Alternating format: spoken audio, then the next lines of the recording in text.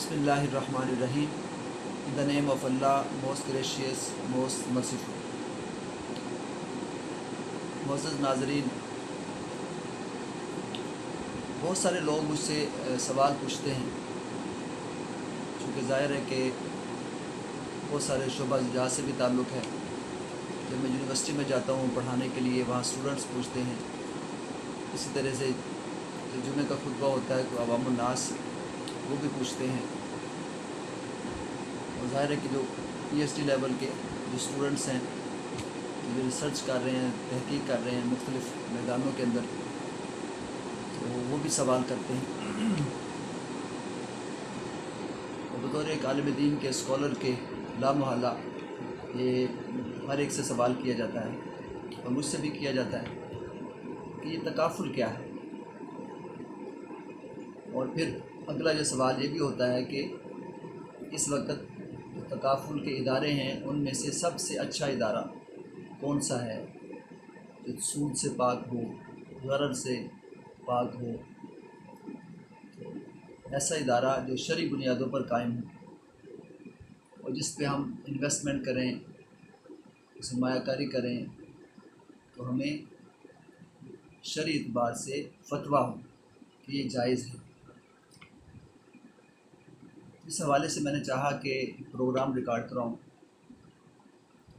تاکہ تکافل کی جو شرعی حیثیت ہے وہ واضح ہو جائے، اور جو میرا ایکسپیرینس ہے وہ بھی آپ سے شیئر کروں۔ اس حوالے سے جو میں نے تحقیق کی ہے، ریسرچ کی ہے، جائزہ لیا ہے۔ جہاں تک تکافل کا تعلق ہے تو یہ تکافل کا جو لفظ ہے وہ کفالہ سے نکلا ہے،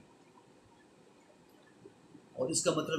نگرانی کرنا ہوتا ہے، اور اس کا مطلب وہ ضمانت دینا ہوتا ہے۔ اسی سے لفظ کفیل بنا ہے، یعنی ضامن، ضمانت دینے والا، نگرانی کرنے والا، سرپرستی کرنے والا۔ اسی سے کفالت ہے، کیئر ٹیکنگ کو کہتے ہیں، نگرانی کو کہتے ہیں، سرپرستی کو کہتے ہیں۔ اب سوال یہ ہے کہ کس چیز کی ضمانت، کس چیز کی نگرانی، کس چیز کی سرپرستی؟ تو یہ یاد رکھیں کہ دو چیزوں کی ضمانت اور گارنٹی اور کیئر ٹیکنگ اور کفالت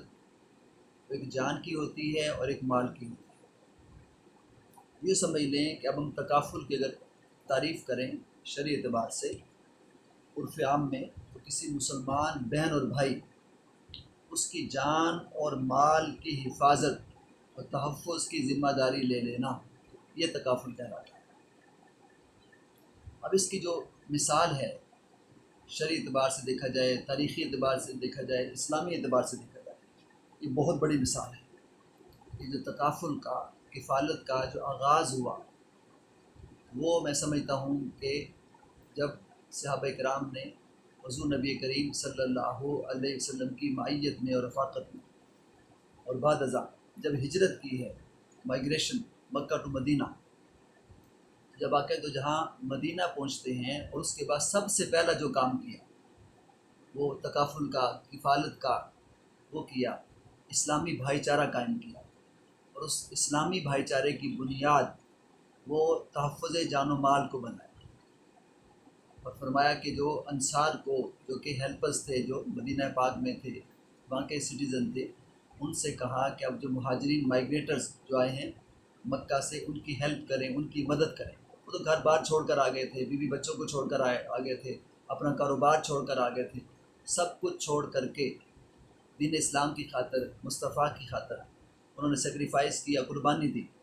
تو آقا دو جہاں نے اس معاشرے کی بنیاد اسلامی بھائی چارے کے اوپر رکھی، اسلامک بردرہڈ کے اوپر رکھی، فیٹرنیٹی کے اوپر رکھی، تو جس کو ہم مواخات مدینہ کہتے ہیں، جو سمجھ لیں، اور جس کا ذکر قرآن پاک میں بھی اللہ تعالیٰ نے فرمایا انما المؤمنون اخوہ، کہ تمام مومن آپس میں بھائی بھائی ہیں۔ The believers are but a single brotherhood۔ اس کا پتہ یہ چلا کہ یہ جو تکافل ہے، جو کفالت کا نظام ہے، سرپرستی کا، نگرانی کا، ایک دوسرے کی ہیلپ کرنے کا، بھائی چارہ قائم کر کے آقا دو جہاں صلی اللہ علیہ وسلم نے مدینہ پاک سے اس کا آغاز کر دیا۔ اسی لیے جو اقبال نے اپنے اشعار میں بھی اس کو بیان کی، اخوت اس کو کہتے ہیں کہ چبھے کانٹا جو کابل میں، تو ہندوستان کا ہر پیر و جواں بے تاب ہو جائے۔ اور ایک جگہ کہتے ہیں یہی مقصود فطرت ہے اور یہی رمز مسلمانی، اخوت کی جہانگیری، محبت کی فراوانی۔ تو پتہ یہ چلا کہ یہ تکافل ہے، یہ شرعی اعتبار سے درست ہے، اور اس ایک دوسرے کی مدد کرنا، ان کی ہیلپ کرنا، برے وقت میں کڑے وقت میں ان کے کام آنا، تو یہ سنت مصطفیٰ بھی ہے، سنت صحابہ کرام بھی ہے، سنت اہل بیت اطہار بھی ہے، تو قرآن کا بھی حکم ہے انما المؤمنون اخوہ۔ اب دیکھتے ہیں کہ دوسرا جو سوال ہے، تکافل کے بہت سارے ادارے قائم ہیں، ان میں سے جو بہترین جو ادارہ ہے وہ کیا ہے اور وہ کون سا ہے؟ تو میں اپنا جو ایکسپیرینس آپ سے شیئر کرتے ہوئے، چونکہ میں نے ایک جگہ پر وزٹ بھی کیا اور وہاں کے لوگوں سے بھی ملا، وہاں کے جو عہدے داران ہیں ان سے بھی ملا، ان سے گفتگو بھی ہوئی، ان کا اخلاق بھی دیکھا اور پھر ان کا ایٹماسفیئر بھی دیکھا، تو میں وہاں بڑا متاثر ہوا۔ ان میں سے ایک ادارہ ہے داؤد فیملی تکافل کے نام سے۔ تو یہ میں نے جائزہ لیا کہ واقعتاً یہ شرعی بنیادوں کے اوپر قائم ہے، جو بلا سود یہ جو کام کر رہا ہے، میں سمجھتا ہوں کہ یہ اپنی مثال آپ ہے۔ اسی دنوں ایک ورکشاپ میں بھی مجھے انوائٹ کیا گیا اور میں وہاں پر جو ہمارے عبد الماجد قریشی صاحب ہیں ان کی وساطت سے وہاں میں نے اس میں شرکت کی۔ اس میں ان کے کراچی ہیڈ آفس سے سی او صاحب بھی آئے ہوئے تھے، ان کی گفتگو میں نے سنی، اور انہوں نے جس طرح سے بڑے ہمبل طریقے کے ساتھ اور بڑے پولائٹ وے کے ساتھ جو باتیں کی ہیں اور جو مقصد بتایا ہے اس تکافل کا، تو وہ بھی میں سمجھتا ہوں کہ واقعتاً اس پر عمل کرنے کی ضرورت ہے۔ اور یہ اس حوالے سے بھی میں سمجھتا ہوں کہ یہ جو تکافل کا ادارہ ہے مواخات مدینہ کی طرز پر جو قائم کیا گیا ہے، جس کا نام داؤد فیملی تکافل ہے، اس کی خصوصیت یہ ہے کہ یہ مواخات مدینہ کی طرز پر ایک کفالت کا نظام قائم کیا گیا ہے۔ اس کفالت اور مواخات کو ہر قسم کے غلط کاروبار اور سود سے پاک کر دیا گیا ہے۔ یوں سمجھ لیں کہ جو داؤد فیملی تکافل نے ایسا نظام مساوات بھی قائم کیا ہے کہ غریب اور امیر دونوں اس سے فائدہ اٹھا سکتے ہیں۔ جیسے بڑا پیارا شعر ہے، ایک ہو مسلم حرم کی پاسبانی کے لیے، نیل کے ساحل سے لے کر تا بخاک کاشغر۔ اور پھر علماء کا شریعہ بورڈ قائم کیا گیا ہے، اور پاکستان کے نامور عالم دین پروفیسر مفتی منیب الرحمان صاحب جو رویت حلال کمیٹی کے بھی چیئرمین ہیں، وہ اس بورڈ کے چیئرمین ہیں۔ تو ان کی چیئرمین شپ میں باقاعدہ طور پر اس کو ہر قسم کے سود سے، قمار سے، ربا سے پاک کر دیا گیا ہے، اور ہر قسم کے شک و شبہ سے بالاتر ہے۔ اور پھر اس ادارے نے ہر قسم کے طبقہ فکر اور ہر مسلک کے لوگوں کی کفالت کر کے ہر قسم کی فرقہ واریت سے اس کو پاک کر دیا۔ نہ صرف یہ بلکہ بے روزگار افراد کو روزگار دے کر انہیں رزق حلال کمانے کے قابل بنا دیا۔ لوگوں کے اندر خابیدہ صلاحیتوں کو اس نے بیدار کیا ہے۔ اس ادارے نے ورکر کو لیڈر بنانے تک کا کارنامہ سر انجام دیا ہے۔ اس ادارے نے اپنے باصلاحیت عہدیداران پاکستان سے باہر وزٹ کروا کر ان کے ویژن کو مزید براڈ کیا ہے، اور اس نے میڈیا اور جدید وسائل کو روئے کار لا کر اسے انوویشن کی جدت کا رنگ دیا ہے، اور پھر مختلف سیمینارز اور کانفرنسز کے ذریعے اس ادارے کو بین الاقوامی سطح پر اجاگر کیا ہے۔ پھر لوگوں کی معاشی کفالت کر کے ان کو دوسروں سے مانگنے کی بجائے عزت سے جینا سکھا دیا ہے۔ یہی وجہ ہے کہ اس سے یہ درس یہ ملا کہ ہم نے تو جینا ہے دوسروں کے لیے، ہمارے ساتھ وہ چلے جو سر اٹھا کے چلے۔ اور میں سمجھتا ہوں کہ جو ایک اور بات جو وہاں سی او صاحب نے کی اور مجھے بڑی اچھی لگی اور میں آپ کے ساتھ شیئر کرنا چاہتا ہوں کہ انہوں نے کہا کہ نماز کی پابندی کریں، اس دوران رزق حلال کمائیں، اس پر فوکس کریں، ایمفیسائز کریں، اور خاص طور پر یہ جو چیز ہے میں سمجھتا ہوں کہ وقت کی ضرورت بھی ہے، کیونکہ حدیث پاک میں الکاسب حبیب اللہ کہ محنت سے روزی کمانے والا، رزق حلال کمانے والا وہ اللہ کا دوست ہے۔ اور بڑی اچھی بات یہ ہے اور یہ پیغام بھی ہے، اور وہ یہ ہے، میں سمجھتی داؤد فیملی تکافل کا یہ پیغام ہے جو اصل وہ یہ ہے کہ ہمارا کام وہ محنت کرنا، انسان محنت سے کمائی کرے، اپنے بچوں کا مستقبل سنوارے، ان کے لیے یہ باقاعدہ طور پر اس کو اختیار کرے۔ تو اس کی فیوچر پلاننگ کرے، تو یہ فیوچر پلاننگ کرنا یہ اس کی ذمہ داریوں میں سے ہے، تو لہٰذا اس طرح اس کو فیسیلیٹیٹ کرے،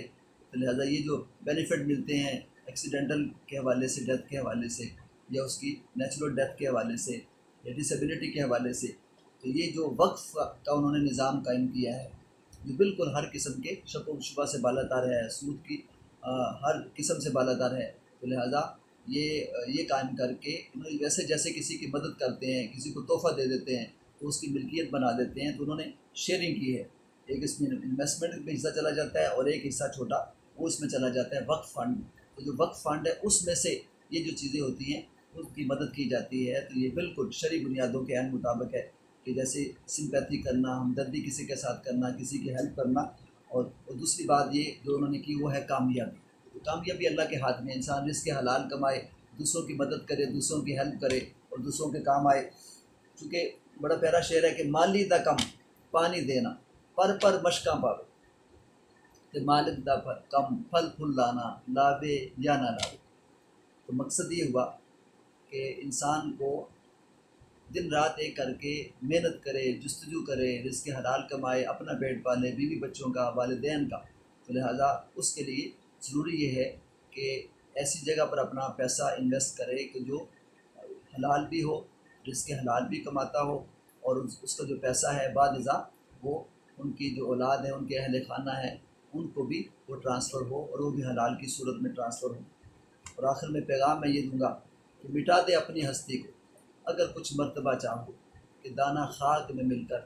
گل و گلزار ہوتا ہے۔ اللہ تعالیٰ ہم سب کو اس کا ممبر بننے کی توفیق عطا فرمائے، اور ایسے جو ادارے ہیں جو سود سے پاک ہیں ان کا ممبر بن کر ایک حلال ذریعہ کو اختیار کرنے کی توفیق عطا فرمائے۔ وما علینا الا البلاغ۔